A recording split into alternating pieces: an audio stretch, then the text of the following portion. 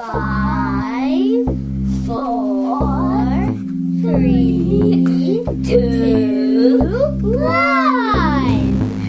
How about we do it again? 6, 7, 4, 3, 2, 1. I think I farted. Okay, let's try one more I time. definitely Ready? I can move you. Making review. Making review. Say 6, 6, 5, 5, 4, 3, 2, 1.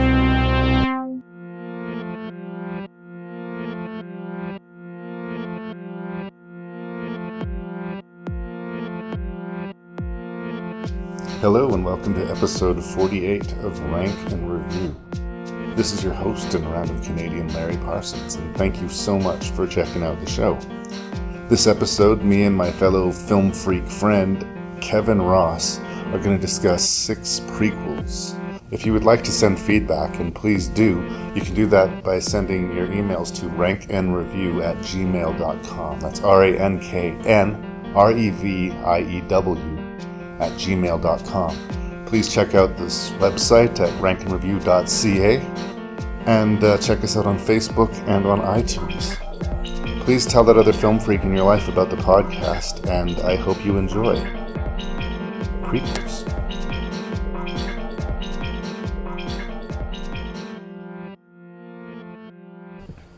So here we go with episode 48 of Rank and Review, and I'm with my friend Kevin Ross. Hi there. Who I managed to bully into doing this podcast. No, it's all good. It's just our schedules. We're not going well together for a little while there, but we're here now. So the time has come. Yep. Today is the day. It's happening. Yeah, we shall do it.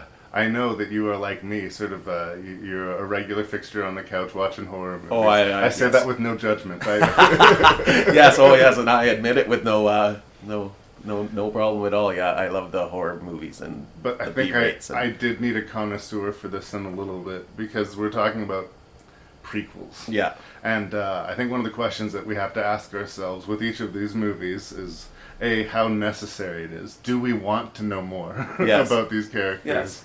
And do we learn anything more from it? Yes. And I think if you have a relationship with the, original tree of the film series, then it'll mean more to you. Oh, I agree with that completely. There can be prequels for other movies that maybe don't deserve a prequel, and it kind of ruins a good film. Yeah. A prequel can ruin a good already established film. I think so anyway. In a way, I think the prequel is more designed for horror fans than even the sequels are. Yeah. Whereas the sequels, you're expecting more of the same. The prequel is going to set things up, and it's going to give you answers that you didn't have when you started. True. I also like the flip side of this coin. One of these days, I'm going to get a friend of mine who has no interest in horror movies at all, and I'm going to just throw them a bunch of franchise selections. Halloween 4, Friday the 13th 2, and blah blah blah. Just 6 random ones, and just have them figure it out. A Hellraiser. Yeah, exactly. Just like, okay, here you are. Just watching this chapter alone. What does it mean to you? What is just this watch series this and see what this means. Yeah. But for the prequels, no. I think I wanted somebody who knew what they were talking about. Yeah. Like I say, I watch a lot of movies. I'm a fan of the kind of lower end horror movies and things like that. A low budget won't scare you away. No, absolutely not. No, I don't believe in the star rating system. I watch a lot of things and I recommend a lot of things that most people probably wouldn't watch, and they enjoy it. So for most things genre, and what I call genre movies would basically be horror, fantasy, sci-fi, in that realm. Yeah. If there's some fantastical element to it, I'm going to try and get around to watching it. I know there's an awful lot of them, but that's the discipline. there's really more than you can count, there's really more out there than people know. You just have to really kind of just get away from that rating system where you look or somebody has said, oh, that's a terrible movie. They might have thought it was a terrible movie, but you might enjoy it, right? So. And I do think you look at different movies, like where they come from differently. If this is a movie made for $250,000 by a group of friends in their backyard, and it's got some loud problems, you'll look past them. Oh yeah, of But course. if it's a pedigreed movie made by people who know or should know what the fuck they're doing, and there's loud, large problems, then it'll piss you off. Yeah, I'd rather watch a well done homemade Yeah. kind of movie than a multi-million-dollar production that just doesn't go anywhere. And especially with no a horror thanks. movie, I'm just on your side. Yeah, I'm just on your side. because there's not a lot of them out there anymore that are on your edge of your seat scary. You know, like they're just not. You know, It's like, a rarer and rarer thing. yeah, that's what I'm finding. That's the other interesting thing. Just because we watch so many movies, does that make us jaded? I do think, like, the act of, having this podcast and reviewing movies and, Yeah. and like, almost always having my quote-unquote critic hat on Yeah. is sort of, changing the way I look at the movies while I watch them, and, B, like, because I've seen so many of them, I'm often experiencing deja vu when I'm watching these movies. It's true. Like the formula for being scared nowadays is pretty straightforward, and a lot of the newer horror movies follow it, and it's just Yeah. I don't know, it's lost to me, not compared to the older ones like Texas Chainsaw Massacre or things like that are just Yeah. the movies nowadays just aren't on the edge of your seat. So Well, and it's weird because there's an acid test for a comedy for me is, did I laugh? Yeah. If I laughed, then it was a good comedy. Yeah. And with the horror movie, was I scared? Yeah. But I can even get past it. Even if a horror movie doesn't scare me, I can sort of detach myself enough to say, I could see how it would be scary to Yeah. some people. But Yeah. I've seen too many of this particular brand. yeah, you do get a little desensitized over the years of watching movies. Well, I think. Yeah. So here are the 6 prequels that we are going to discuss. We have the Texas Chainsaw Massacre, The Beginning. Yeah. The prequel to the Michael Bay produced, Marcus Nispel directed remake of Texas Chainsaw Massacre. Yeah. It shares a lot of the same cast and very similar in production value. From Dusk Till Dawn 3, The Hangman's Daughter, a direct-to-video prequel Yeah. to the cult-respected From Dusk Till Dawn. Fantastic series for sure. From the interesting, I think, horror series, Paranormal Activity 3, Yeah. we're going to go back in time and we're going to meet Katie and her sister as little girls in Yeah. the 1980s. Yeah. And we're going to watch it all through the charming perspective of VHS, which was, quote-unquote, my medium growing up. Yeah, awesome, awesome. Psycho 4, The Beginning. The last of the Psycho franchise, one would hope, with Yeah. the death of Anthony Perkins. Well, yeah, I would think that would pretty much end it right there. Yeah, I hope they don't try and. Depending on where you saw this movie, you'll see a different version or not. But if you remember there being any boobies in this movie, then you saw the made-for-television version. And yeah. if there was boobs in it, then you saw the theatrical version. But basically, that movie is largely a conversation to a radio call-in show. Oh, really? Awesome. Rec 3, Genesis. The first of the Rec franchise to break from the found footage perspective. Yeah, true. And to also, I think, embrace humor. How comfortably or not we can discuss. Yeah. And last but not least, Dominion, prequel to The Exorcist. This was Paul Schrader's abandoned prequel to The Exorcist. Yeah. That has its history tied up with Rennie Harlin's Exorcist: The Beginning. In a lot of ways, they're the same movie, and in a lot of ways, they're completely different. Yeah, that's there. It's a different kind of show altogether, I think. Anyway. So there we go, 6 prequels. Is there anything you want to say, Kevin, before we get started? Oh, thank you for having me, and I look forward to discussing this. And let's talk about some movies here. Let's do it to it. Yeah, all right. As far back as I can remember, our family has lived in this town. We passed on our traditions. But when everybody left, me and my family started a tradition of our own. People may not know what we say here tonight. By God, they'll remember what we did.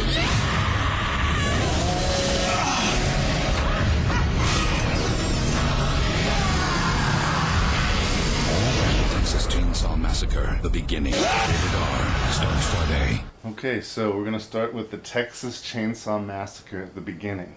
Yes. This is directed by Jonathan Liebsman. People will know him more recently for having directed the nouveau version of Teenage Mutant Ninja Turtles. Fantastic movie. I have not managed to make the time for that yet, but He also directed a movie that I was pretty unkind to on the podcast called Darkness Falls. Yeah. You got the feeling watching Darkness Falls that this was a director who actually had some game, who was being sort of forced to make a PG ghost movie by the studio and being gagged and tied. And I often have thought with this Texas Chainsaw Massacre at the beginning that when given the opportunity to go full throttle and like turn the taps on and really, you know, make a hard R horror movie, he embraced it completely. He completely did, like you said there, from the one movie to the next, it's two totally different directors. Yes. This is by far the director I think he is, and the director he can be, and not that other movie that is just... I just didn't enjoy that one at all, and like you, I was very... Well, it was one of those things that you could frustratingly see how that could have been a good movie if it was being allowed to be a good movie. Yeah. But here's the thing, I'm still kind of mixed here. Like, it's nice to see him be able to sort of stretch his arms and you know, okay, we're gonna get dirty, we're gonna get bloody, we're gonna make a nasty movie. Yeah. This is a film that your friend and mine, Ryan Giese, dubbed the pre-make, and that's exactly what it is. Yeah. It's not a prequel to the original Texas Chainsaw Massacre. It's a prequel to the remake of the Texas Chainsaw Massacre. True. And it shares a lot of the cast, most notably and significantly Arlie Ermy, which as the sheriff. I'm very happy about that. He's he makes such a fantastic... He plays that role so well that you're just... If you can have Arlie Ermy in your movie, have Arlie Ermy in your movie, right? Oh, definitely. He commits 100%, and you can tell he really enjoys playing this psychotic sheriff. Oh, yeah. And we learned that he's the sheriff because he basically killed the previous sheriff and stripped him of his uniform. Yeah. Kills the sheriff, steals his uniform, drives the car around, pretends. And it's the best performance of the movie, I think, and I think like the darkest, sort of most cringe yet appealing comedic moments come from him. Oh yeah, definitely. But Arlie Ermy, at least for me, sort of has made his entire career out of playing characters that you hate. Yeah. Like he was established for me, at least the first time I remember seeing him was, of course, Full Metal Jacket. It was the drill instructor. The drill instructor is just like one of my... Yeah. I'll never forget that character, you know, like just... And much like with in Full Metal Jacket, when that character makes its dramatic exit from the film, you're mixed on it. Yeah. You know, it's horrifying, and yet that guy was a terrible person. You're both kind of like, you know, like, well, he got what he deserved, you know, but then you're like, you know, like... Spoilers for Full Metal Jacket, kids. But, so I like Arlie Ermy. I like that he approaches the material with gusto. And they took, like I said, there's no brakes pulled on the violence. We're going to see a face carved off of a body. Oh, yeah. But I would have two questions, and I will hand it over to you, but I have two questions that I will pose to you. I know that the remake was quite successful, and that it was a full-throttle bloody movie, too. Yeah.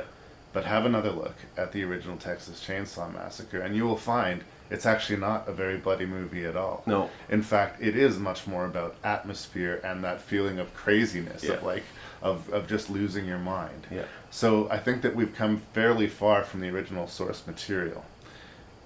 On top of that, we have the fact that because this is a prequel, this is a remake, we know that the sheriff's going to live on to murder the kids in the remake. Yeah. There is an inevitability to the storytelling here. Nobody can survive this. Yeah. Now, I know it's not unexpected that we'll see horror movies where everything dies, but usually there's some... Maybe they'll make it. Maybe they won't. Yeah, at some point, it's just like in every horror movie. There's like, oh, you know, maybe he might be able to come back from that. You for know? me, and this kills a lot of the suspense, quote unquote, for it. But the first time we see the group of beautiful kids in the car, before things go wrong, it's like opening shot on a group of dead teenagers. Yeah. So that's both the good and the bad, simultaneously bad for me. But I'm totally willing to hear a second opinion. What do you think of the Texas Chainsaw Massacre of the beginning? I think the movie itself delivers quite well on what it says to be a gory masterpiece of, like, you know, of like edge of your seat. You're going to be grossed out. You are going to look away from the screen. You are going to be scared, and you develop kind of a... I don't know, for me, I developed kind of a loathing-love relationship when it comes to the characters of the family. You know what I mean? Like, they're twisted people and things like that. And the sheriff, like you said, he plays the role spectacular. You know, like that, like just the suffering he imparts on these people are just, Yeah. it's a you can't believe it. And it's interesting because for Arlie Ermy, it's not so much about the violence as it is about the torture. Yeah. He assumes that these kids are draft dodgers. Yeah. We know that they're not. But when he takes it out on the brother there because he thinks he's the draft dodger. Absolutely. And things like but that. Yeah. he basically does like an even darker reenactment of a scene that you might have seen in Full Metal Jacket, where he just brutally beats these two guys and gives them like a humiliating breakdown. But it's not even about the violence, it's about this guy just screaming at him. This guy who is so awful and stupid and ignorant and backwards, and he is talking like to these people like they're nothing, like they're garbage. So they're the people who have done things wrong their entire life. Just the outrage of that. One of the parts in the movie that really gets me, and it's a very tiny part, is when he finds the burnt draft card. Mm-hmm. And you know for a fact that this guy is just going to like lose his mind over this. You know what I mean? And then as it progresses and you realize, this guy is just, like, wow, the sheriff is just lost. He's, like you said, he's ignorant, he's backwards, he's inbred, he's like everything, like, and yet smugly superior. And when he has the upper hand, he's very much smugly superior. You know what I mean? But when he gets beaten. There's a movie that Dominic Sena made before he started making terrible movies, starring a then not super famous Brad Pitt. Yeah. Called California. Oh yeah, great movie. Yeah. And I get the similar vibe from the central character of that movie, is that this like, it's confident, malevolent ignorance. Yeah. Like they don't know anything about the world. They don't know anything except for their own backyard. Yeah. But they will never admit it, and nobody tells them the way the world works. They're going to tell you the way the world works. They're the king of their backyard. You better fucking adapt, especially if you're going to be in their backyard, because they will kill you gleefully. Like some of the scenes in that movie are just the most horrific things you can see on TV, and it really is. It's some of the most graphic violence I've seen in a movie in a long time is that movie. But like you said, compared to the first movie, the Texas Chainsaw Massacre was a lot of dark scenes, a lot of like screaming and chainsaw music, chainsaw in the background, a lot of scenes like that where the suspense was what was going to get you, rather than the shock value itself of. It was a much more sensory thing, which was a lot of movies like that, except for except for the slasher movies like Halloween or Friday the 13th, which were based on gore. That movie Texas Chainsaw Massacre was more of the. You leave it to your imagination, and the best thing about horror is your imagination. Nothing can scare you more than yourself. Yeah. Like, nothing can scare you more than your own mind when you're doing stuff. And this movie, the Texas Chainsaw, the prequel here, I liked it, but I liked it for a different reason. I liked it for the sheer shock value of the gore and the horror behind it, and the way the characters are played. They all did such a great job, even down to the grandpa who gets his leg chopped off, and the mother trying to feed him soup, like it's all sitting at the table, and it's like, holy Christ. And I mean, it delivers the goods as far as your slasher edging on torture porn kind of movie. Yeah. If that's what you're looking to get, you're going to definitely get that here. Oh yeah. With better than average production values and a good cast. Again, I just don't know what what the point of it is in the end. I mean, it's another slasher movie, and it's a well-made slasher movie, but it doesn't distinguish itself, and it doesn't seem like a necessary story. Like, it's great that we now know how he decided he was the sheriff, and it's great that we know, why Uncle What's-His-Face has his legs as stumps, but they weren't questions that I was definitely begging to have answered. Or they could have, when they made the next movie, they could have just added those in the beginning, kind of like before the credits, kind of thing, flash scenes of him losing his legs and the sheriff becoming, like that kind of stuff, and not made a whole movie maybe based kind of like on that. Yeah. Kind of just so you kind of go, that's what. Oh, okay, and then goes into the next movie. Don't get me wrong. I don't think you can make a movie that says Texas Chainsaw Massacre anymore and not bring red. Oh. Like, people are going to expect it. I mean, if this whole movie was done, subtlety and silhouette or whatever, we would be calling bullshit in the other direction. But I think that there is a balancing act. I think that, you can get right up to the point before you see the flesh peeled off of the skull. Or, it's just a choice. It's an aesthetic choice. For me, the sound of that alone would probably do the job as well or better. But it's a personal choice. Is the movie well made? Absolutely. Oh, yeah, of course. And again, like, for this type of movie, it's pretty high on that rank. But it's not as fun and bouncy as, say, like a Friday the 13th or a Nightmare on Elm Street. This is an ugly, visceral, brutal movie. Yeah, there's not a point in the movie where you laugh because something. Well, you do. Some things are you chuckle because they are funny, but when you look at the scene that's happening in, it's not like ha ha funny. It's more like whoa kind of. When we get to backwards. The midway point of the movie, or a little bit past, where they sort of do a half-assed recreation of the classic supper table scene. Yeah.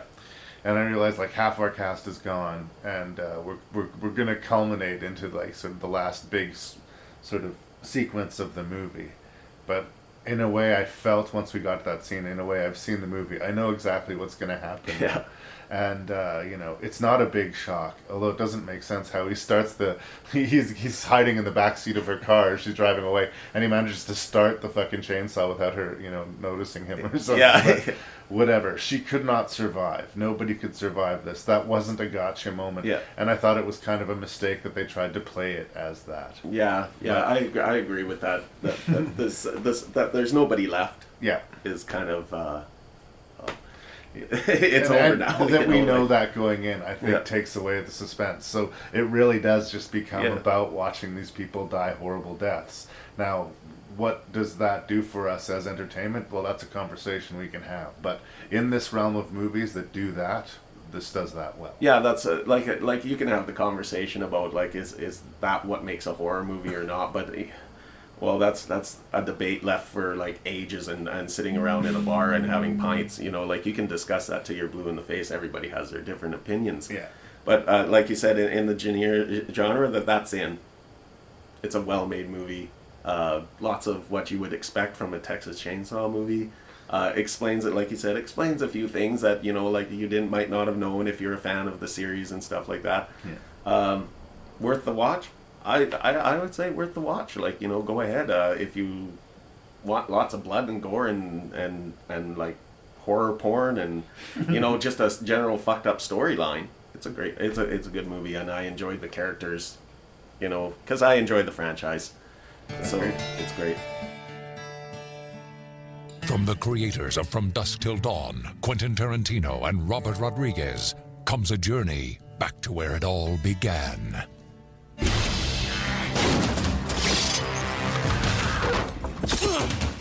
That one has the devil inside. Outlaw Johnny Madrid is on the run from the Hangman. Look at the horses! This time with the Hangman's daughter along for the ride.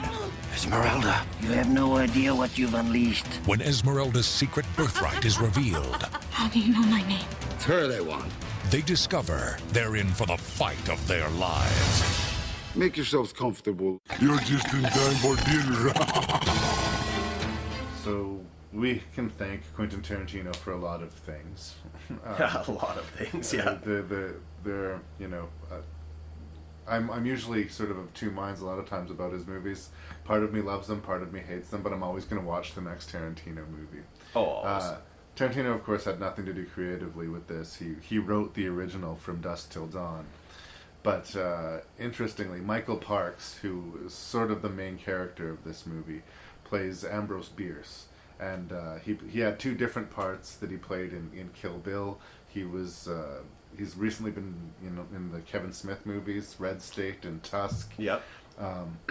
And Tarantino sort of picked him out of relative obscurity and basically pointed out to the world, this guy's awesome, you should use him. And he's right. Yeah, he is right. And it's interesting because at this point nobody had caught on to Michael Parks quite yet. So here he is starring in this direct-to-video prequel of From Dusk Till Dawn.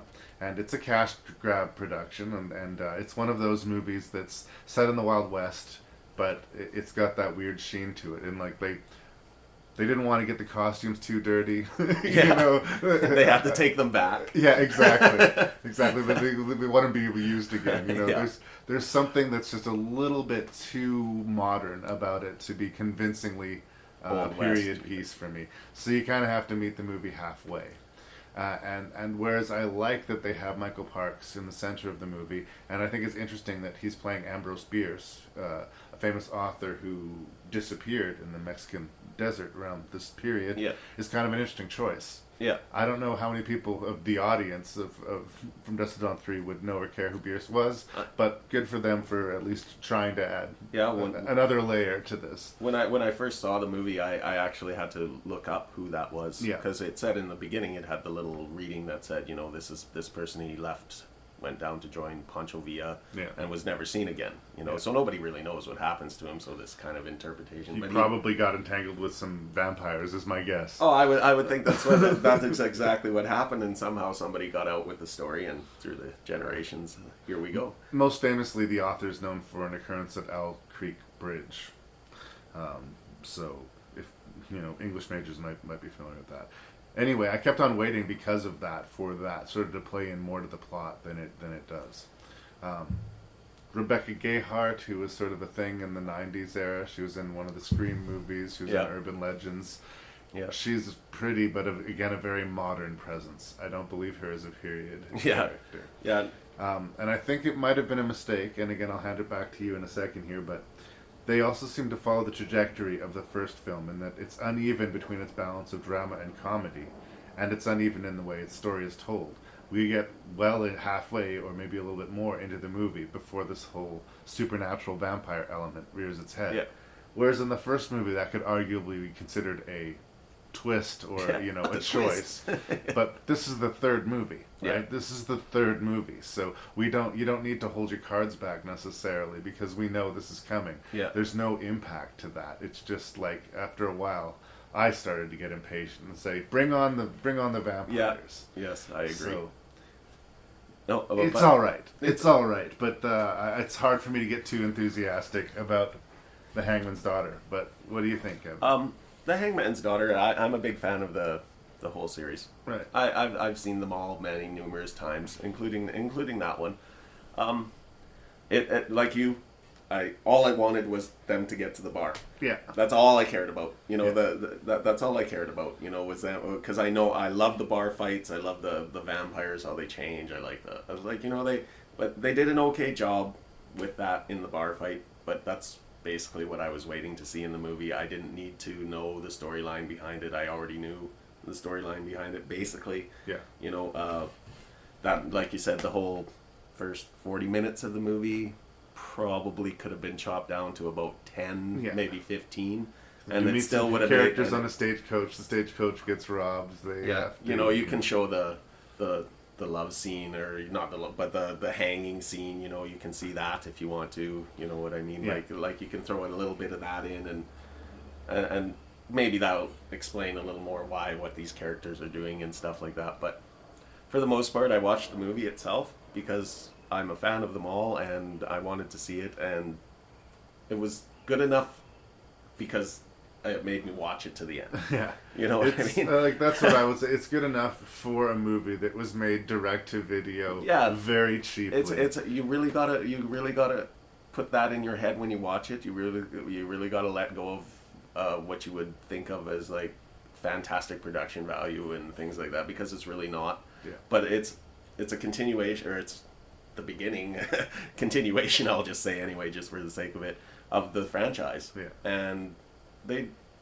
kept up with the same formula, like you said, the same formula of, you know, like the movie will radically change gears halfway through. But with Quentin Tarantino in the first one, that's what you kind of would have expected. At the end of the movie, when you walked away from that one, the first one, you were like, well, yeah, that's kind of, you know, that's twisted, that's fucked. Yeah, what a weird choice. What a weird movie. But Yeah. like you said, but by the third one, you already know. Yeah. So you don't need that There's no reveal there. There's no weight to The it. fluff in the beginning just doesn't matter. Not even for character development, as far as I'm concerned. And that's the unfortunate thing, because if I was expecting this plot to go anywhere, or these characters to do anything except for die messily at the hands of vampires, then I would have more weight to it. But really, once we get to the bar, these people just start dying willy-nilly, and we don't care. The movie doesn't seem to care, No. But that's what if you're a fan of the series, that's what you're waiting for. Yeah. You're waiting for that bar scene where there's blood flying and heads being chopped off and vampires biting people left, right, and center, and the little humorous quips in between, and you got the rowdy American, and you got the crazy Pancho Villa guy. And much like the first movie, I think that the wacky humor is really. It really does take you out of it. Even when they thinly manage to sort of establish, some credibility within their storytelling in the Western milieu, some sort of weird, he actually kicks the testicles off of a vampire. It's just like takes you right out of it. It's back into goofy American Pie humor. Yeah. And that sort of stuff actually happened in the first one too. It's not like they were breaking any of the rules. Yeah, well, in the first one, look at the big jackhammer, built into the thing. They've got. I've always had issue with the Tom Savini penis gun. Yeah, where the barrels are actually separate from the actual gun. So they're not. They haven't strayed from the formula, but they really did tone down on the ingredients of that formula. You know what I mean? Like, it's not. Yeah, but they didn't want people actually riding the horses. You know what I mean, or anything like that. I think that Michael Parks retains his dignity, as he always does, no matter what the premise. Even in something as crazy as Tusk, he manages to give a very strong performance. Yeah. So he can come out held high. I guess I would ask, what did we learn out of this prequel about that we didn't know with the final shot of the first movie, when they pan back from the bar and we see that the bar is actually the tip of this huge buried pyramid. They've been there forever. They've been living there and doing this forever, and yet they die like punks. Yeah, they do. You don't understand how they've achieved this immortality, because you can seemingly, anybody who's half strong can punch a hole in these vampires, right? They're pretty weak as far as vampires go. What I leared from it, I don't think I really learned that much. As far as a prequel, there's nothing revelatory. Not really. Maybe the daughter being the princess of the, Queen of the Damned's daughter, and that's how him and that chick mesh in with the storyline. But I mean, I watched it simply because it's the third one. Yeah. And I know it would be okay to watch. Yeah. So I watched it, and like I said, if you're a fan of the series, you can pretty much fast forward past the first half an hour or so and watch it and still not really miss anything about what the movie's about or what's going on. You might say, well, do I know these characters better or worse? Well, maybe. Yeah. But again, once the worm turns, they're no longer characters. Yeah. They cease. Everything that was prologue is pointless. Yeah. And again, arguably that the same can be said of the first movie. So, they do the tone and the sort of feel of A Dusk Till Dawn well enough for a direct-to-video photocopy, but like I said, I just can't get excited about it. No, I have to agree with you. Unless you're a fan of that style and you're a fan of that, I wouldn't have watched it. So Agreed. Yeah, I agree. All right, here we go. Hey, ladies. Hi. Hey. Oh, it's Katie. Woo-hoo-hoo. Katie, wave hi to the camera, Katie. Hey, Christy, you want to say hi? Come on, give us a wave here, Christy.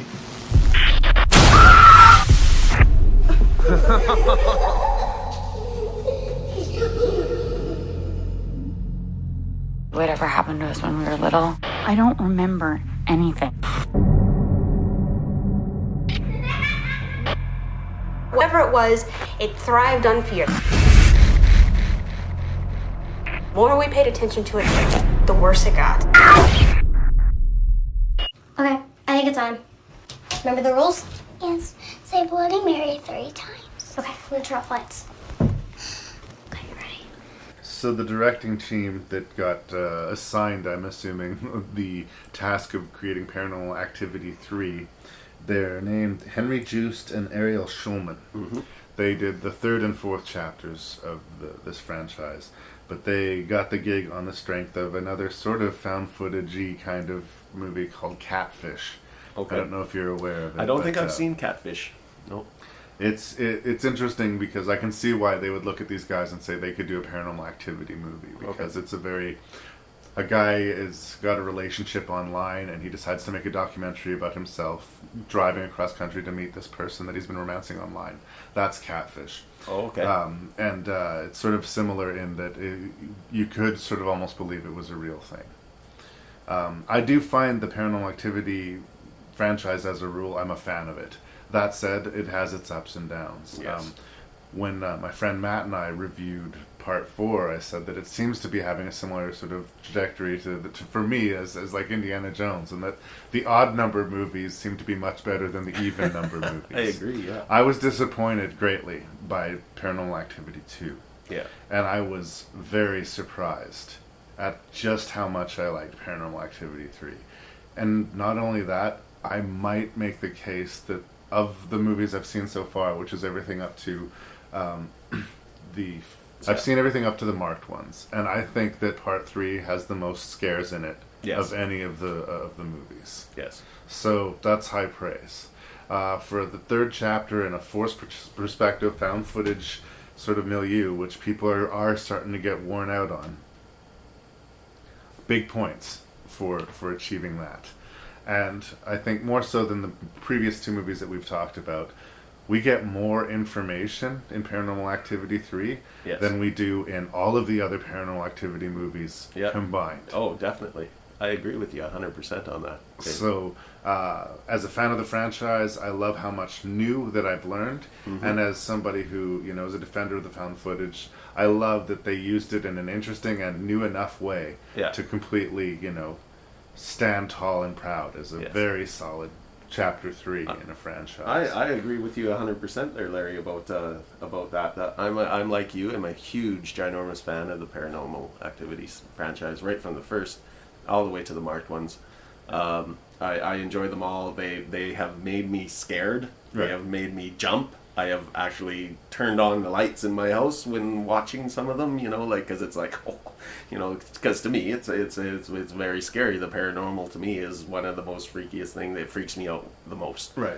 So it touches in there. Yeah, there's so many scenes in Paranormal 3 that are just the one with the sheet comes to mind right away with where the babysitter's in the thing, and the way that they use the panoramic camera, which you actually, when you're watching it, you actually do believe like it's the first time you're watching something like that, where a camera pans back and forth, whereas you see it in movies and TV shows all the time. You see it on walking, when you're in the bank, you see the cameras moving. Yeah. But that every time would get you, and then when the ghost, the little sheet action there, I was a little taken aback though by her reaction to the sheet being on the floor. I would have thought it would have been a little more like losing it kind of, but. Well, let's back up just a little bit. I'm going to do a little bit of plot setup. Oh, I know we didn't talk a lot about plot with From Dusk Till Dawn, but there wasn't a whole lot of necessary plot. Not a lot. No. They spent a lot of time spinning their wheels before just forgetting about it. In this case, I think that it's interesting because it's set in the 80s. We go back in time. Yes. And we're watching home videos of Katie and her sister. Do you remember the sister's name off the top of your head? Katie delivers a box. Christy and Katie? Oh, yeah. Okay. Anyway, so we're going to watch them, and I think part of the reasons that it really struck a chord with me is that around this time, I grew up a child of the 80s. So the format is familiar to me, and basically we see that their mother has a new boyfriend who makes a living filming VHS tapes of weddings. Yeah. And he has his own editing suite and everything like that. So we're set up with why the equipment is there even in the 80s. And one night when he's trying to film a sex tape, he inadvertently records fairly compelling evidence of some kind of supernatural entity in the house. And, of course, such as true of the series, gets really obsessed with trying to capture more of it on tape. but all within the purview of the technology that was available in the 80s. The whole panning fan thing that you're talking about, he took the head off a fan and put his camera on it. Yeah. He would have to painstakingly switch the tapes every 6 hours. Yeah. Because they would only record 6 hours at a time. I'm very familiar to that, and maybe it wouldn't be as impactful if you weren't, if you're just coming to it with fresh eyes, Yeah. if you're a youngin' Yeah. coming to see this. But for me, it's just like, it was revisiting my childhood, and it did feel authentic. Yeah, it really... Right down to the Bloody Mary game, which I remember being quite popular in the 80s. I remember as a kid playing Bloody Mary, and you know, like, nothing tangible happened, but psychologically scared the living hell out of 3 kids. That you know is the I mean? game of Bloody Mary. Yeah, the game of Bloody Mary is kids scaring the shit out of themselves. It got to it was I remember the girls would come out crying. I remember some of the guys wouldn't even go in. You know what I mean? Like you know that. Or I saw something. I swear I saw something, but you know I never saw anything. But yeah, no, that scene in Paranormal with the Bloody Mary caught me. Yeah. That is one in the top 3 scariest moments of that whole movie. Is that little moment when they're in the bathroom, and you see that, and that you don't know what it is, and it's so black, and it. The babysitter believes he's been bitten by something. He's got and he's like, and he's trying, and he did such a good job of like pretending not to be scared. He's trying to be strong. For this little girl. And you can, but he did such a great acting job of, you could tell that the guy's fucking terrified. Yeah. Terrified, but he can't because this little girl. He just keeps repeating, "It's okay, it's okay." But the way it's he was okay. shaking and the voice and his short little breaths between things, and he's like, saying it to himself as much as he can to her. Yeah. You know. Yeah, but the whole series, this one, you learn pretty much everything you need to know about what's been going on. Yeah. You know, like who is the first one? The first one's good. The second one is, I'm not sure. The second one is the confusing. first movie, but less scary and less interesting. Yeah, I think out of all of them, that's the one that I have watched the least, including the latest installment. Yeah. I've watched more than I've watched the second one. Yeah. This third one though had me scared, especially when the girls upstairs get their hairs pulled and pulled, or the blankets get ripped off. You know, it's a childhood. It's weird fear. because we know that they're going to be fine. We know that they grow up, and nothing really shitty happens until, you know, much later in their lives. Yeah. They're safe, and yet watching them play at night with this thing that's not there is terrifying. Oh, absolutely. And I think, like you say, one of my favorite moments, in this version of the story, where the younger sister is much more in tune with Toby, the invisible friend. Yeah. And you kind of get the feeling like the older sister plays along, but doesn't get that Toby's real. Yeah. Until one day while they're chasing each other, she physically runs into Toby. Yeah. And Toby responds by grabbing her by her hair and fucking lifting her off the ground. Yeah. And when she comes screaming to Mom that Toby pulled my hair, and Mom doesn't believe it, you know, and uses it as, not only that, uses it as ammunition to try and shut down her boyfriend's ghost hunting. Yeah. Because look what you're doing to the girls. Yeah. She wouldn't even look at the tape. Yeah. You know, all she would have had to do was sit down and look at the tape, and everything would have been, you know, kosher. You know, like oh well, then she would have known.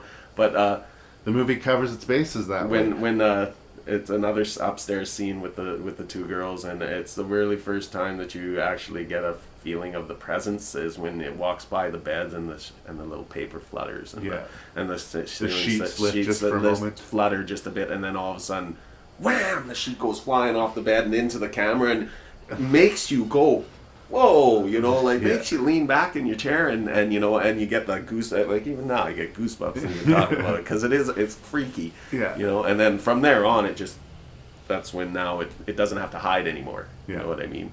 A lot of people had a problem in the first Paranormal Activity movie with Mika character just being counterproductive and refusing to believe the very real evidence in front of him. Yeah. And the interesting thing is that you could make a case that the mother character in this movie is very similar in her frustrating unwillingness to hear him out. He's clearly terrified, the girls are clearly terrified, but she won't hear it. Yeah. But the great thing is I think that the movie pays that off. Because when we realize, and spoiler territory, kids, and the third act, that her mother the kid's grandmother, is very directly involved with the supernatural stuff. Definitely. She's like a head witch or whatever. You get the feeling that either she's actively participating, which I doubt, or that she's lived a life of repressing that angle to her family. Yeah. Supernatural stuff doesn't exist. There's nothing evil. There's nothing bad because, that's just, she cannot accept anything other than that. So it's motivated. Well, that character that you see so many times that can frustrate people works in this movie in a way that it rarely does in others. So yeah, I think obviously much more is working than is not. I really like the fact that the little girls were directly involved with the supernatural stuff, and again, between relating to the fact that it was the 80s and seeing the Teddy Ruxpin doll that I remember from when I was a kid. I also feel like there's a really interesting thing about kids being much more receptive to supernatural elements. I think I'm a very skeptically minded person, but there's still weird shit that happened to me when I was a kid that I can't explain. Sure. But I always have to go through the filter, well, I was a kid. And sometimes the line between imagination and not imagination. There isn't one. Yeah, when you're that age. So yeah. I can't say concrete evidence of spooky shit, but I can say the spooky shit that ever happened to me when I was a kid.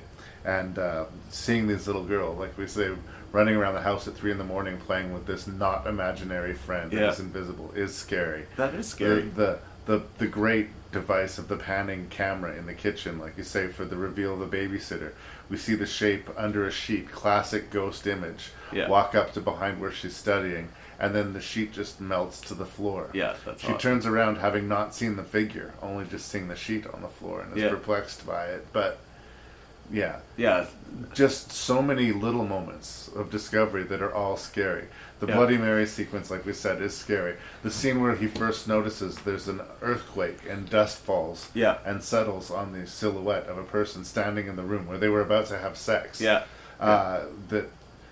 That's clear evidence that something was there in the room watching you. Yeah. Like, just that alone is scary, and that's just one of the beats that sets up Paranormal Activity 3. Yeah. I guess what I'm saying is, I liked it a lot. Yeah, no, I agree with you. I agree with you a lot. That movie is, I think, by far the best one in the series so far. I think the way that it scares you, the way that it scared me, the way that it made me jump, played on my, as you said, when you with the kids and stuff, played on my fears as when I was a kid. Scary things would happen at the lake where you live and it's quiet, and all of a sudden there's thumps and stuff, and it's scary. But all in all, I just really enjoyed the movie. It did what the second one couldn't do. Yeah. So it brought something new to the table, and it was scary. I think there's some primal terror to the original Paranormal Activity. And maybe it might have some of the best quote-unquote boos of the series, but Part 3 has more of them, and it tells more story than, like I say, any 3 other Paranormal Activities so far, so I big agree. Points. Yeah, I agree with you 100%. This is Fran Ambrose on KTK, Talk of the Town. I called because the focus of your show tonight is what makes boys kill their mothers. Are you saying you killed your mother? I killed some other women, too. You want to tell us about your mother, how she drove you to become what you became? She'd be sweet one moment, and then she'd suddenly turn mean. Don't you have any respect for the dead? How did it all start? What are you doing here? We're gonna wake up your mother.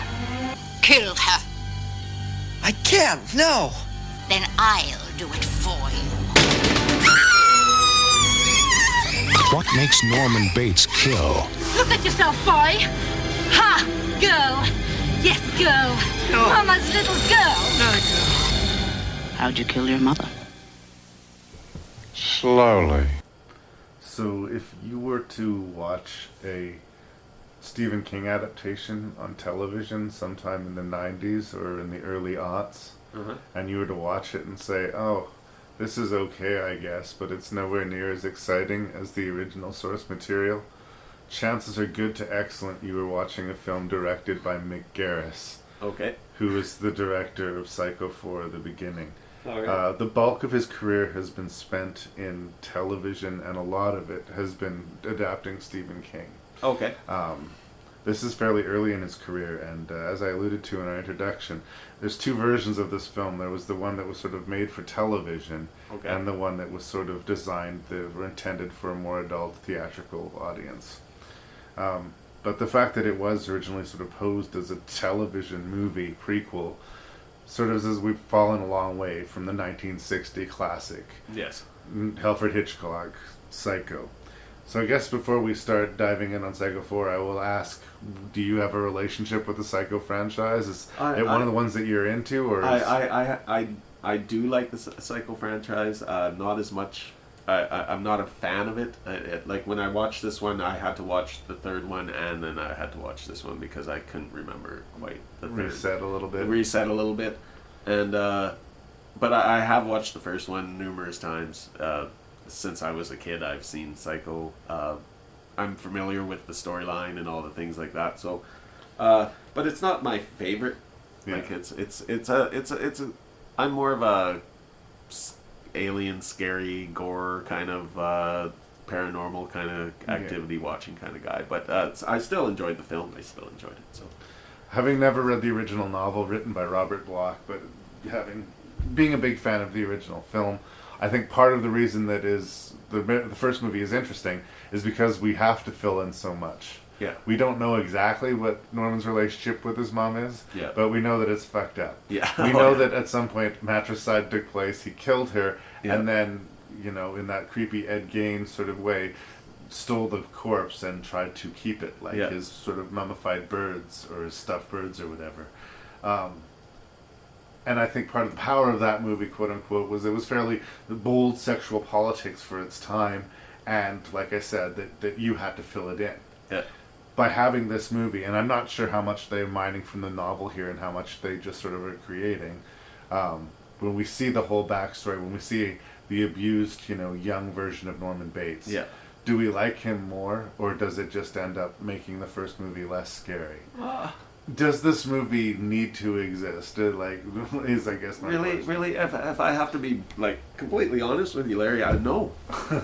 No, it really doesn't. I'm not sure why they decided to release that the way that they did. I'm not sure. Maybe it would have made I don't know, maybe a better TV series than a movie. Kind of is what I'm trying to. Which is what they've done now. Which is a great TV series if you get a chance to watch it. It's worth watching. Yeah. I enjoyed watching it anyway. But like I said, that movie to me was.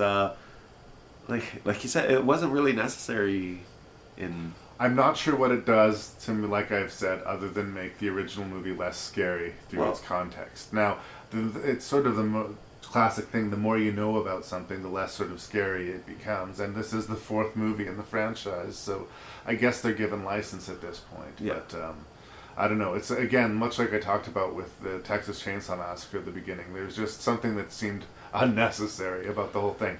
Yeah. Looking past that, I think what it has working for it is obviously Anthony Perkins. Yeah. And doing his sort of twitchy, creepy thing well. As he always does, of course. And interestingly, a young performance from Henry Thomas, who we all know as Elliot from E.T. Yeah, Elliot. Playing the younger version of Norman Bates in flashback. And there's some interesting sort of, I don't know how informed Henry Thomas's performance was from Anthony Perkins, but I see him attempting to do that same sort of nervous, twitchy energy, and I like what they were going for there. Yeah. And the basic structure. I mean, there's a radio talk show that I guess, I don't know if they specialize in true crime or if it's a legal type of talk show or whatever, but Norman Bates calls in and basically out the gate, before he admits who he is, basically says that the theme of the show is matricide. He says that he did indeed commit matricide, and it was horrible to know that he was responsible for murder, and especially horrible because he is now in a position where he thinks he's going to have to do it again. Yeah.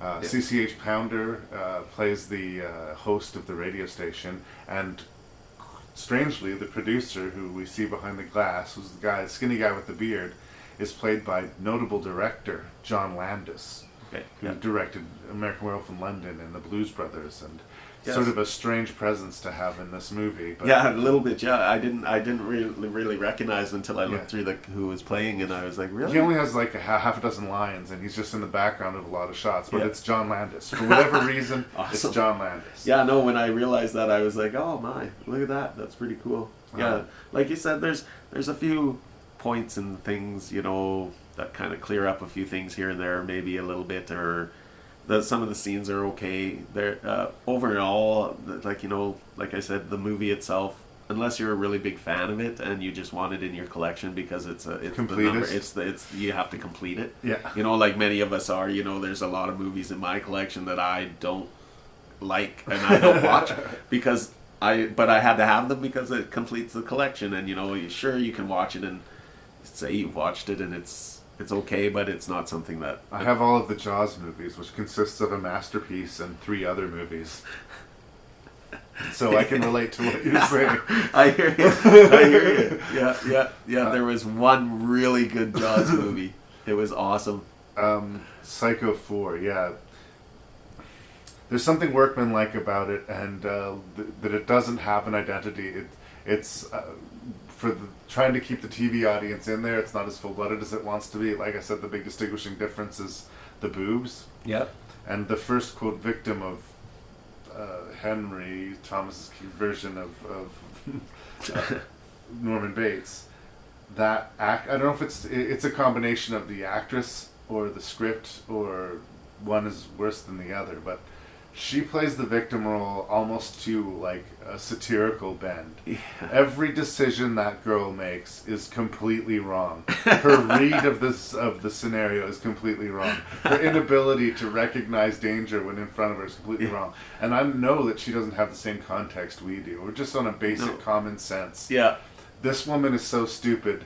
She almost deserves her fate. Yeah, and to take me that removed out of the suspense sequence by that, and again, I'm not sure if it's the script, the performance, or both. I think it has to do with the whole combining of it all, because you're absolutely right. Like it's you don't believe her, and therefore you don't. She's believe laughable. The stakes. You know what I mean? And as the person who's about to go through to a horrible death. Yeah. You want to feel some sort of empathy towards her, but you can't, because, like you said, she's so stupid that you just, and it's not, you can't blame the actress, because if she's given these lines and told by the director, like, no, this is, maybe she did try and play it in a more scary, and he was like, no, we want her to be more of a stronger girl or something, I don't know what happened, but because Norman's got all these issues, particularly sexually, the fact that she is so crazily sexually aggressive,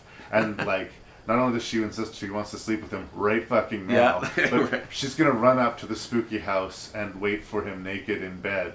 Yeah, nothing will dissuade her. It's just like no, she's not even gonna stop. Not with the spooky house. Not with even spooky Norman himself. Yeah, it becomes funny, and it's not supposed to be. No, that's a fail. He's a spooky character, But like I said, the other thing is the morality of this radio show.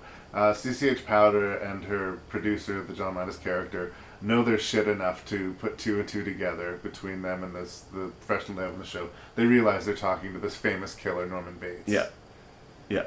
So at that point, they need to call the police and have him arrested.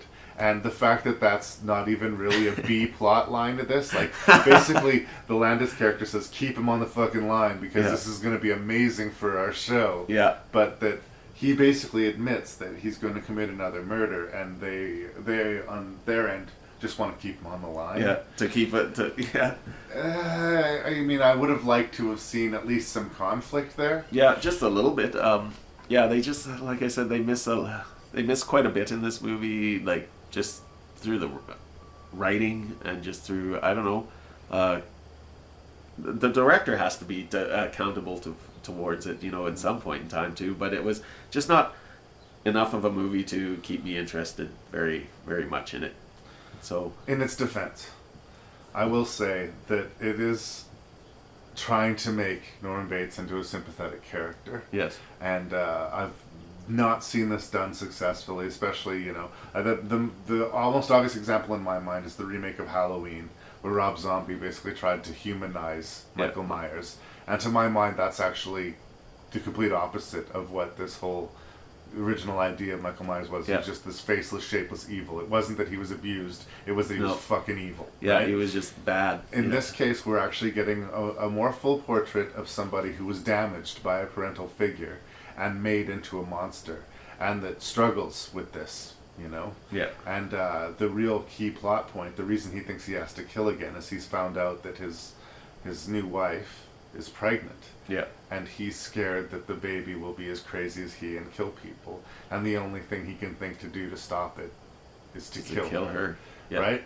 It's crazy. It's a psycho thought to have, but he's in a way trying to protect the world from himself. I guess, yeah. And that's got more psychological depth than most movies that have the number 4 behind it are going to typically produce. I guess. I don't want to just browbeat the movie. It is okay, but since it starts with a masterpiece and followed by 2 subsequent sequels that are respectful but basically slasher movies, it's kind of a fairly quiet, slumping end to a great horror it really is. institution. It's like, it just really not what I would think of going out with as a bang when it comes to like it's an iconic horror franchise movie. Like the Psycho is.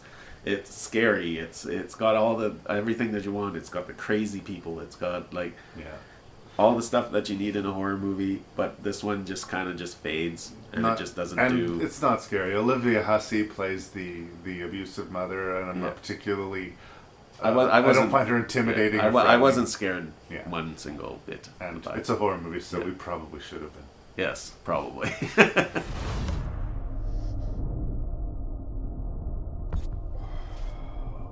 No os habéis enterado de nada. Pues vais a flipar.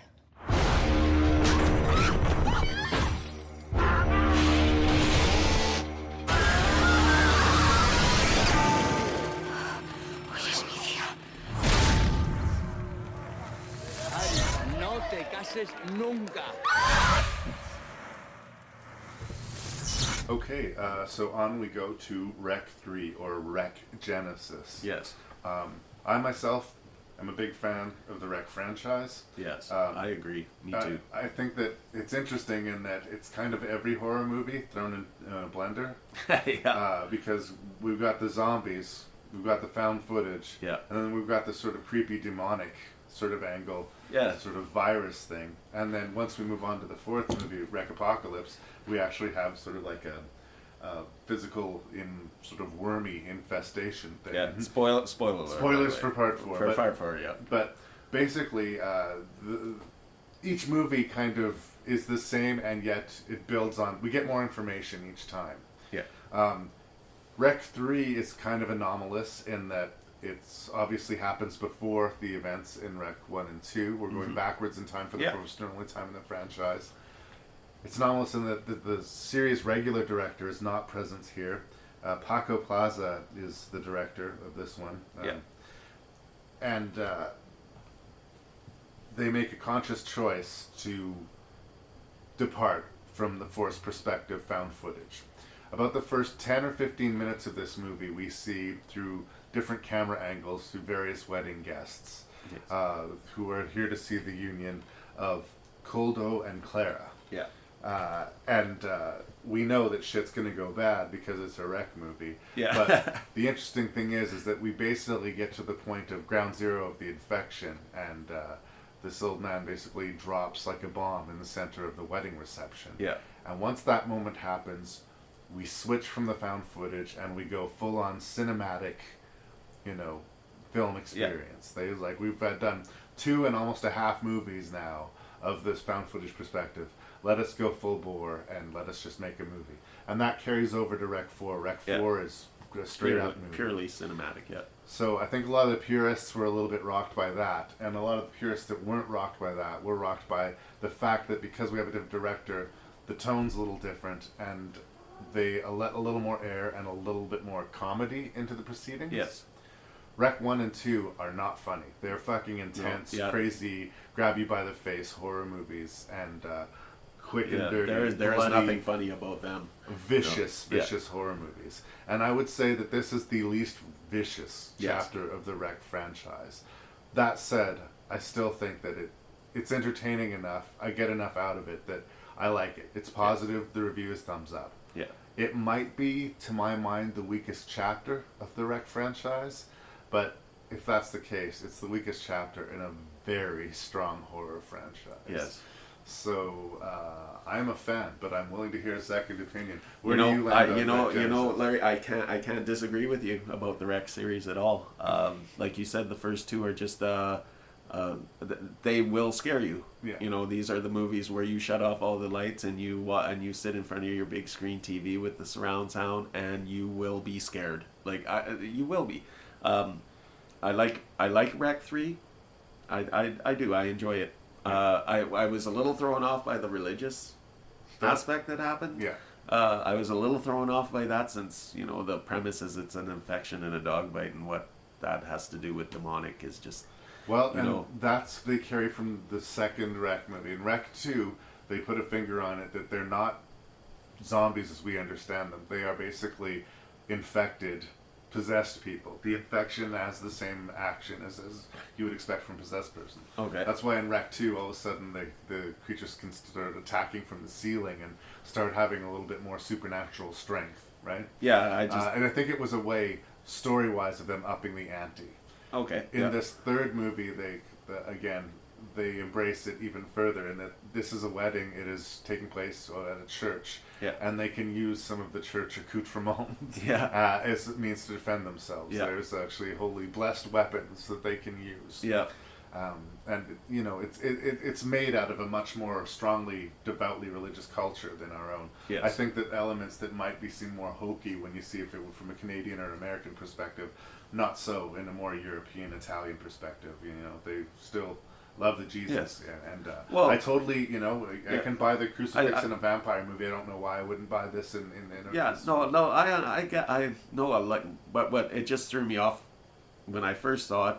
And as I watched the movie, you kind of get used to that's in there and stuff like that. And I know in their culture, like, demons and stuff like that are very scary. You know, like, you know, that's part of their religion, part of their lifestyle. You know, as they believe in heaven, hell, and that kind of thing. It just took me a little bit when to get used to that point. Right. To come from the point where I was, where it was a dog bite, and I was like excited to see, like, oh, that's where that's the vet that dog bit, and I was excited that, okay, now the infection, now as soon as I saw that, I looked across when they showed panoramas, I'm like, you're all fucked, you're all dead. Yeah. You know, that you don't even know what's coming, and that was part of the really good build up of this movie, was like, no, you see the uncle. Yeah. You know, in several bits of footage, even in the background, and he doesn't look right, you know, but he's still smiling. And even in the end, when he's running onto the sword, he's still I love you, got that I love you, Uncle Goofy, like, you know, like, you know, give me a hug kind of grin. The whole movie itself, I thought all the scenes, like all the zombies were awesome. Yeah. You know, like the shots where they did show the demons in the mirrors and stuff like that, they were cool. You know, Yeah. You know, and you were kind of like, whoa, what was that? You know. On reflective surfaces, that it's revealed their true sort of form. Like I said earlier, it's not the same as the first two. You know, like you said, they're horror movies. This one is a horror movie. You'll get scared in things, and there's lots of like whoa moments, but there's a little more humor, and there's a little more like whoa, what the fuck moments, you know, like kind of things, and where you can either take it as like, if you want to be serious about it and go like, what the hell did they do that for? Or you can take it in the way that the movie is meant it to be, and you kind of got to giggle a little bit about it, you know. Especially the parts with the chainsaw, you know, with her and stuff, you know. I outrageous. mind less the humor part. I think that once you get to chapter 3, you can open it up a little bit more, as long as I still feel the stakes, as long as I still care about the characters, and as long as it doesn't knock on self-parody. I think that's really when you jump the shark.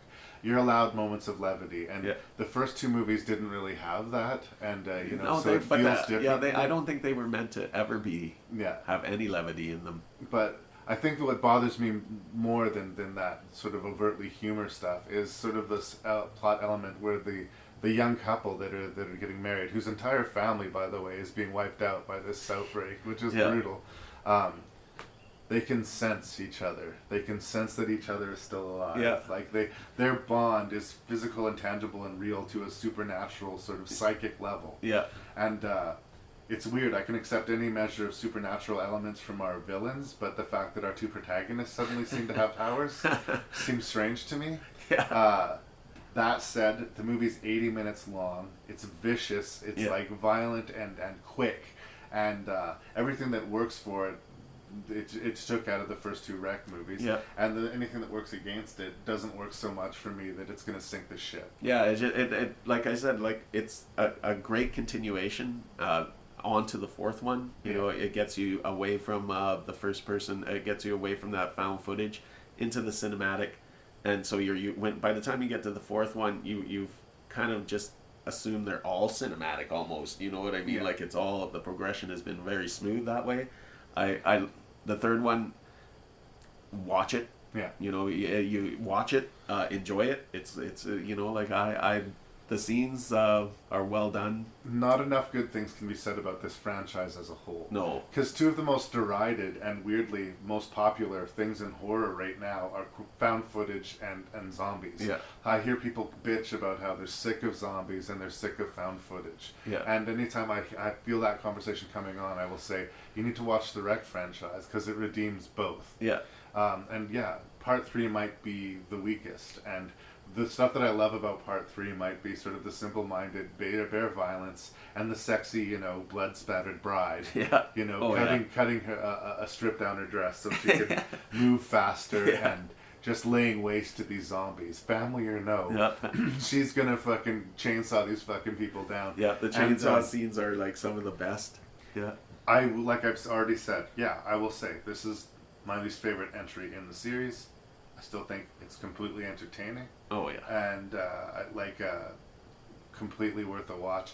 And I think the truth can be said for all of them, but most of this, for this movie, it stands alone in this series. Yes. Wreck 1 and 2 almost seemed like Act 1 and 2 of just one movie, and Wreck 4 is sort of like a nice sort of wrap it all up finishing chapter. Yeah. This one, it really stands alone in a way better than the rest. While, as I've said, being the weakest, still solid. Yeah, I'm a sucker for found footage. I'm a sucker for zombies. That's me as well. Yeah, I agree with you. They blend both of those very well together.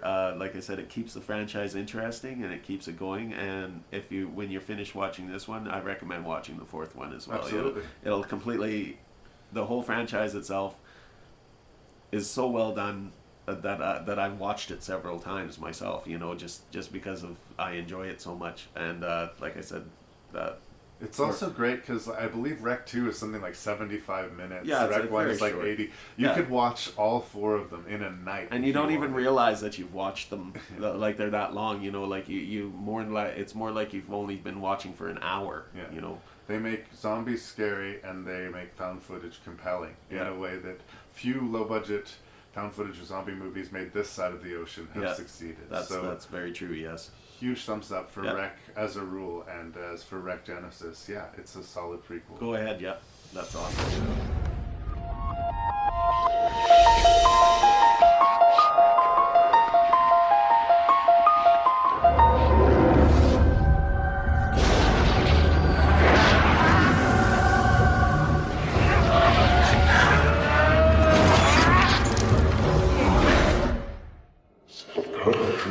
The spirit of darkness.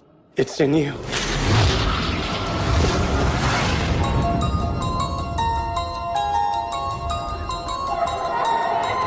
So, Dominion, prequel to The Exorcist. as far as horror franchise goes, few have had a more interesting and troubled sort of run than The Exorcist. Yeah. You start off with, I think, arguably one of the greatest horror movies ever made in the original Exorcist. The scary, but like in my top 3 of most scariest movies I have ever seen is The Exorcist. Yeah. Absolutely fantastically well made, scary movie. That's followed up by one of the worst sequels ever made, arguably one of the worst movies ever made. Terrible. Exorcist II: The Heretic. Terrible. John Boorman's utterly embarrassing sequel. Then you have Exorcist 3, which some people are big defenders of, some people, just dismiss. I kind of land in the middle. I don't think it's, it's obviously the sequel that maybe Exorcist 2 should have been, but still crushed by the weight of being, following in the footsteps of the original Exorcist. Yeah, as far as I'm concerned, it's number 2. Yeah. Like that other movie just doesn't exist in my brain, no. So you fast forward to these 2 companion movies. Dominion, prequel to The Exorcist, which was directed by Paul Schrader. When the studio got a look at what he had made, they weren't happy with it. They'd spent enough money. They were, trying to light the fire of The Exorcist, reignite the franchise. So they basically fired Schrader, hired Rennie Harlin. Rennie Harlin took some of Schrader's footage, did a bunch of reshooting, and made Exorcist the Beginning. So both of the movies ended up eventually being released, but what you have is 2 discordant movies telling the same story in very different ways. Yeah. So they're kind of interesting and anomalous just for that. Stellan Skarsgård is historically the first actor to star in the same movie as the same character twice. Okay, yeah. And hopefully that doesn't happen again soon. Yeah. So to say that The Exorcist Dominion was a troubled production, yeah, absolutely. And the version that we're seeing here even is considered a work print version in a lot of ways. It was never completed to the satisfaction of everyone in the production. That's most notably in some of the CGI, particularly the hyena sequence and a sequence involving a snake. Yeah. But we're going to try and sit down here, and I'm going to try and depart myself from the rest of the world of The Exorcist, from The Exorcist the Beginning, and just sit here and look at Dominion, the prequel of The Exorcist, which is ostensibly a story about a bunch of people excavating a church in the middle of a desert, and weird supernatural shenanigans that happen surrounding it, including one particular boy who had been a sort of a cripple and an outcast being possessed of Pazuzu, presumably the demon that was the subject of the previous Exorcist movies. Paul Schrader, interesting filmmaker, interesting director. He's most famously known for his attachment to Martin Scorsese, writing Taxi Driver and Raging Bull, but he's an interesting presence and kind of a cool choice in a lot of ways to make an Exorcist movie. Yes. It seems to me like he wants to make a movie that basically entirely takes place in the first 15 minutes of the original Exorcist. We're going to see young Marin being an archaeologist, sort of a holy Indiana Jones figure, and he's going to get in a supernatural adventure of some kind. It's hard to judge the movie because, like I say, it was a work in progress and it wasn't completed to his satisfaction. But what I will say, this is a movie that's interesting, but it's not a movie that, at least for me, is in any way scary. And if it's an Exorcist movie, I kind of need it to be scary. And this is where I have a problem in separating myself from the original Exorcist, which deserves what I have to say much better than this. Yeah. This movie doesn't scare me. It actually kind of even confused me a little bit at certain points and times where I was like, well, I'm not really sure where this is. Where I understand the religious context behind it and stuff like that. I just don't understand some of the things, the supernatural that they were trying to convey to me. The struggle between good and the evil and the possession and stuff. It just wasn't. Yeah. I don't know. To me, that wasn't how I would have thought The Exorcist should be. Like I said, it's a disappointment to me, so it's kind of hard for me to talk about it because I just there's not a lot of things in the movie that I find compelling to me. I just don't. As far as the prequel goes, I just kind of there's two things I would say. it's set up because we start with young Marin, circa World War II, being forced to make a horrible decision. Yeah. Forced by this evil Nazi to basically say who of this group of civilians is going to be executed. Mm-hmm. And, it sort of sets up Marin in a redemptive place. He's, trying to reconcile himself with fate and redeem himself for what he'd done wrong. Most of the evil in the film is not done by evil supernatural demonic entities. It's done by people. Yeah. And it's an interesting movie, but I think it's a different movie than an exorcism movie, right? Yeah, that's what I completely think that. I don't necessarily, excuse me, I don't necessarily buy or care about the interpolitics between, the military who are trying to control these, native people and the church, which is trying to control these native people. Yeah. They're basically two outside influences who are at war, of who's going to basically enslave this group of people. Yeah. And it's hard to really side with either. And this sort of conflict has been played out before. In this case, not unsurprisingly, the military is sort of portrayed as evil and the church is portrayed as good. But in the real world, I mean, it's all shades of gray. Yeah. And again, I don't know how much of this has to do with the troubled production. The excavated church really felt like a set to me. Yeah, like just all in all, it just seemed to, like at every, like even like you said, the sites itself, the site where they shot was just not believable. I didn't believe it was an ancient place or ancient church or anything like that. It looked kind of poorly put together. There's a scene about halfway through the movie where I kind of felt, okay, shit's gonna get into high gear. This has all been prologue. Everybody's been set up. We know who's who, but now this horror movie's gonna kick in. These two guys who have been assigned to guard the church decide to go in and steal, and they're found the next moment posed in a sacrilegious way, bled out and massacred. So like, okay, there it is. Supernatural, horrifying stakes. Now it's on. Nobody seems fazed by this. Yeah. Nobody seems fazed by this at all. Yeah, nobody. It was like the movie just kept they just kept going without really. I don't know. Nobody thought about it. We're gonna keep throwing this shit at you. Yeah. And so I go back to this. Okay, it's a redemption story. My question to you is: does Father Marin need to be redeemed?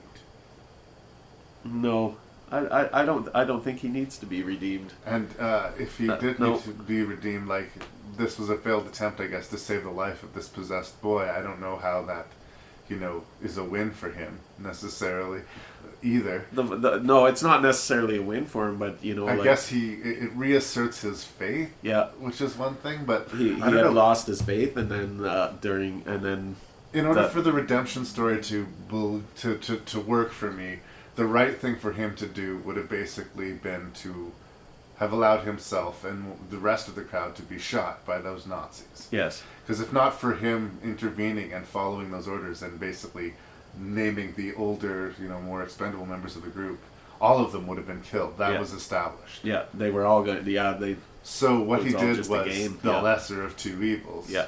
Right. So I don't feel the need for redemption. So the redemption arc doesn't work. The horror arc doesn't work, and the archetypes of these two different powers trying to hold sway and influence over this, local group is, A, familiar, and B, not the movie I signed up to watch. No, a lot of things going on, a lot of swirling plot twists and things that just don't go anywhere. A lot of just overall problems with the story that I have, and just generally, like I said, disappointed. Because The Exorcist to me is like the one of the scariest movies and one of the most. If you haven't seen it, you really should go and see, or should rent or download or whatever you want to do. As far as the Dominion goes, I had it wasn't what I wanted to see when it came down to a horror movie for me. That's basically what it boils down to. It was more of a documentary rather than a horror movie to me. I just didn't. Well, straight historical drama almost. Yeah, like I just really the supernatural stuff seemed almost an afterthought. I also think that the guy that's possessed, this sort of lame, sort of crippled outsider kid. I understand, like, I understand the choice in that, like, because he's had such a hard life, he might be, quote, more susceptible to taking in this evil power. Yeah. But part of the thing with Regan is that she was just this sweet, innocent little girl. And because he's mysterious, because we're not sure of his motivations, and because he sort of looks malformed and almost quote-unquote monstrous to begin with, we don't have that initial sort of instant sympathy. Yeah. He's just a strange guy with strange stuff happening to him. Yeah. I don't know. I want to like this movie, but I honestly, I just can't. Yeah. I just can't. I can't. Even if you were collecting the series, I don't think that I would even have that in my collection. Really, I don't see myself watching it. Again, I don't need to. Yeah. You know what I mean? And there's really not much about it that. It's certainly not worse than The Exorcist 2, but that's faint fucking praise. That is. Oh man, that is just like that is like praise. Yeah, that's like there's a line there, yeah.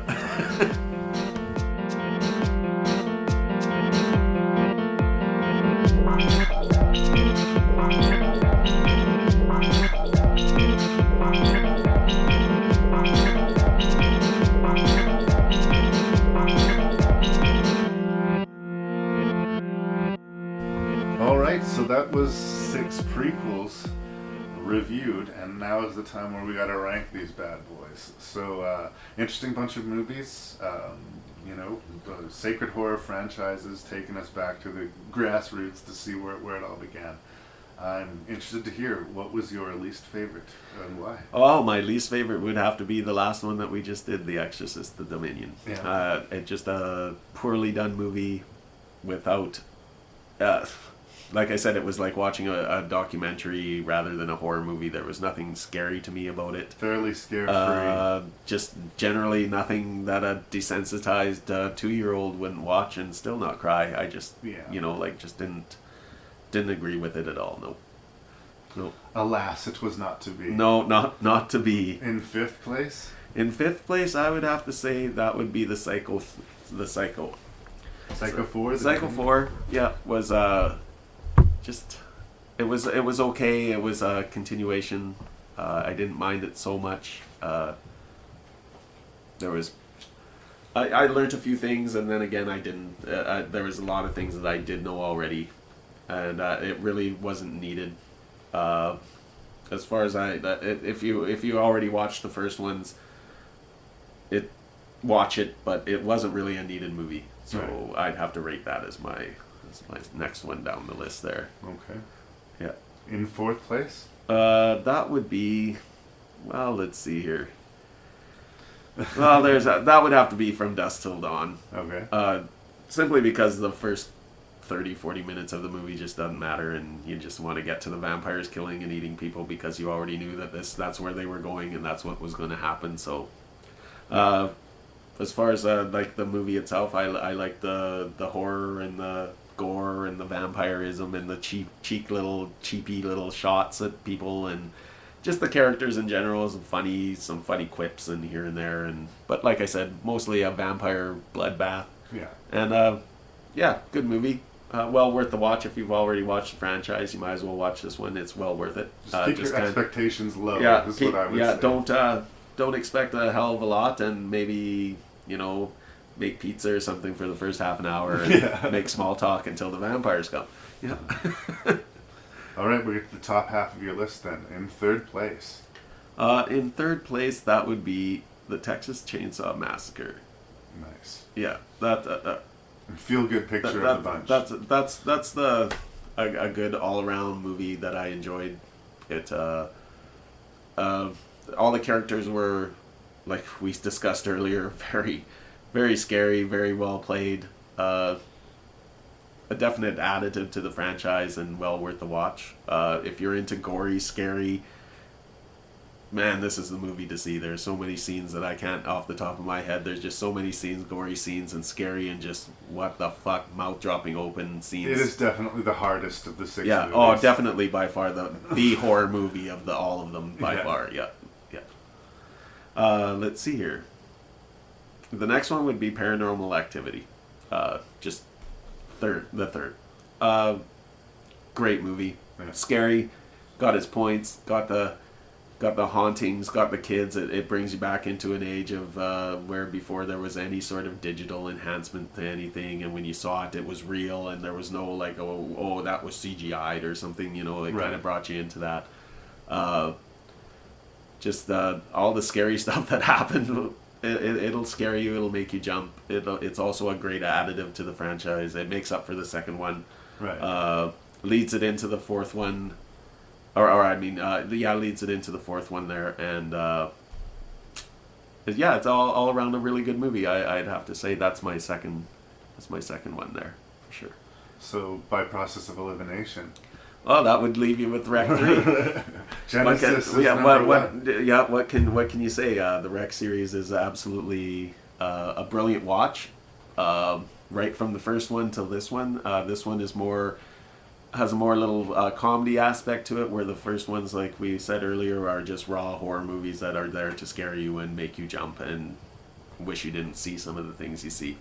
But the third one, all in all, great add to the series. Leads perfectly into the fourth one, and I really, if you haven't watched the Rec series, I recommend you go watch the Rec series. Don't start at the third one. Start at the first one. Go right from the thing. Yeah. And be prepared to be scared, and you won't be let down. It's a good movie all the way around. When I say that Rec 3 is of the group stands the best by itself, that's fine. But that certainly didn't mean to suggest that you shouldn't watch them all in order. Yeah. Because it's one of the rare horror movie franchises. I'm assuming that Apocalypse is the end of it, but maybe there'll be more. But as it stands, they've made 4 movies in a franchise without a really badly weak link in the chain. I haven't come across one in the franchise. Like I said, I would argue that this is the least favorite of them, but I'm still a big fan. Oh, I'm a huge fan of it. I'm glad I got a chance to see it. So. Well, unfortunately, brother, we neither went 6 for 6 nor 0 for 6, so there's no prize for you today. Alas. No prize. That just means you're going to have to do it again. Yeah, that just means I'll look through it and do it again for sure. Here's the movies, at least in the order that I picked. We're different, but I don't think we're going to have any major fights over it. Yeah. I don't think, it's one of those things where on a different day it might have been slightly different, but I actually put From Dusk Till Dawn 3 at the bottom of the list. Okay. And for me, it's very, very low production values. And like you said, if you can basically cut the first half of the movie out more or less entirely and not lose much in the way of plot and story, like maybe we wouldn't know the characters as well, but all they're going to do is die suddenly for a punchline for you. Like, that's true. None of this preamble is really, banked, really pays off. Yeah. The movie kind of starts when the vampires show up. And even when that shows up, it's a low-budget version of the first. Yeah. So I think that the audience for this movie is fairly limited, but the people who want to see From Dusk Till Dawn 3, by all means, here it is for them. In 5th place, Dominion, prequel to Exorcist. I think it's interesting when you think of all the stuff around it, and I'm sympathetic that it's a work in progress that never really got that final polish. Yeah.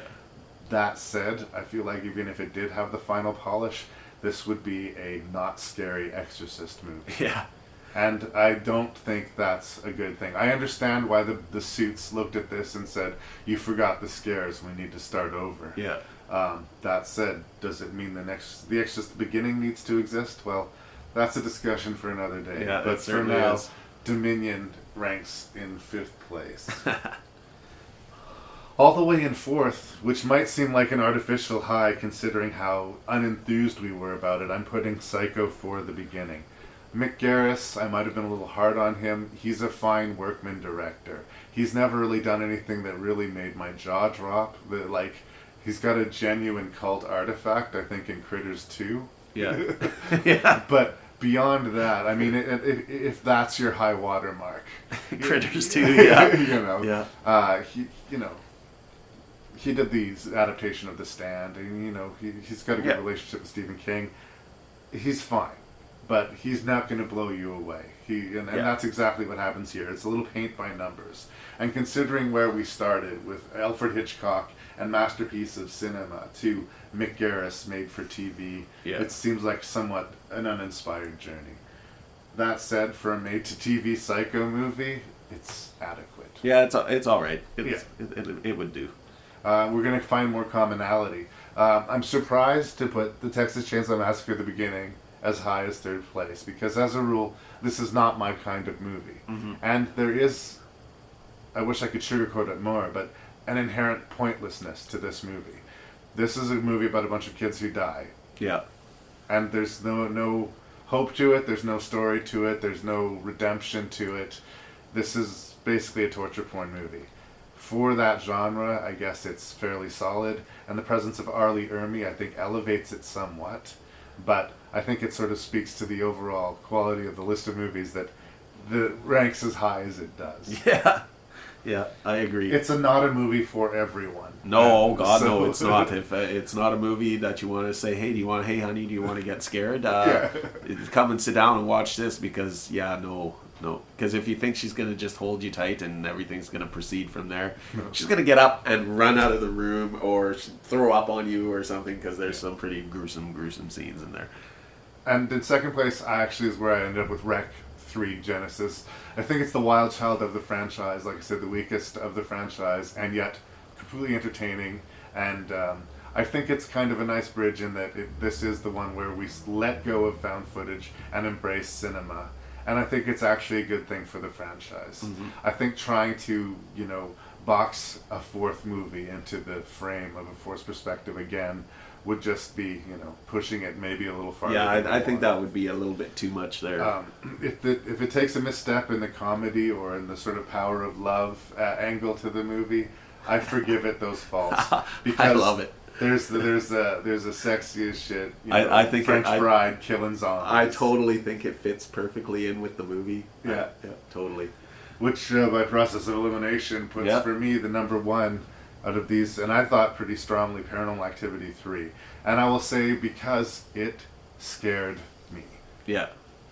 And that's rare for any movie with number 3 on it. But I don't think any of these other movies had one scare that really worked, that fucking scared me. Yeah. Other than sort of a boo out of the dark. Yeah. Paranormal Activity 3 has several genuinely creepy scenes in it. Yes. And bravo. Unfortunately, the same directing team followed it up with Part 4, and that's been reviewed on my podcast, not as positively, but I was very impressed. Very impressed with Paranormal Activity 3. And I don't know, I think people who are skeptical of the genre, that we have two really great examples with Rec 3 and Paranormal Activity 3 of found footage being used quite well. Yes. So definitely for those, check it out. Prequels. Yeah, prequels. In the interest of wrapping it up, is there any horror movie out there that you want a prequel for that hasn't been yet? A real a horror movie that hasn't prequeled yet. Oh, man. We're getting yet another prequel to Texas Chainsaw Massacre coming out. Jeez, let's see here. I just, I can't think of a horror movie that I would want to see a prequel They to. almost feel tapped out, don't they? Yeah, off the top of my head, I'm going through the classics. They all have it. I'm going through, some of the other found footage stuff. They already have that. What would a prequel to Friday the 13th look like? I don't know how that works. Well, no, Jason, it's all about his mom when she was a slutty teenager killing people. Yeah. I don't know. But that day may well come. You never know, right? You just never know. That's awesome. Thank you so much for thank you for having me in the 48th episode of That's great. Thank you for having me. Absolutely.